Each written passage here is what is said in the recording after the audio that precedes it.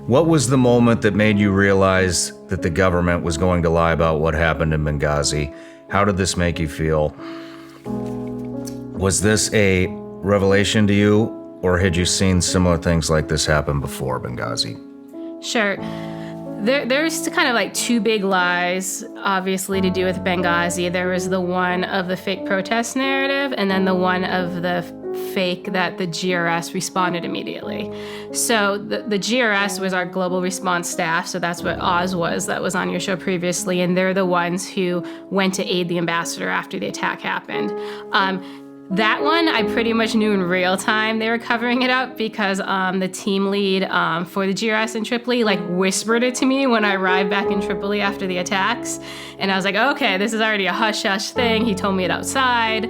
I already had the indication that the CIA was going to cover that piece up. The protest narrative, it was about a week after the attacks. We got the two consulate surveillance videos in. So it was the video from the state compound and then the video from the CIA compound. And we obviously saw there was no protest, which nobody in country thought there's a protest anyway. No one in Libya believed there was a protest.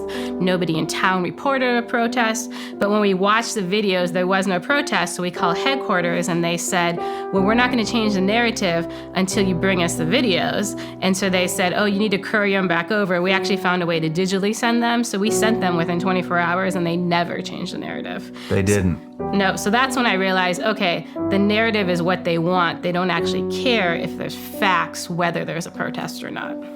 How did that make you feel? Oh, I was pretty angry. And luckily, our chief of station at the time, he agreed there was no protest because there wasn't one. It's so strange. In country, we didn't argue about a protest, right? Nobody thought there was a protest. It was a weird DC thing. We didn't sit around arguing about a protest. You know, we were doing our jobs. We were trying to find the attackers, trying to figure out who was involved. So he would write dissents to all the CIA would write all these reports about the protests, and he would send dissents.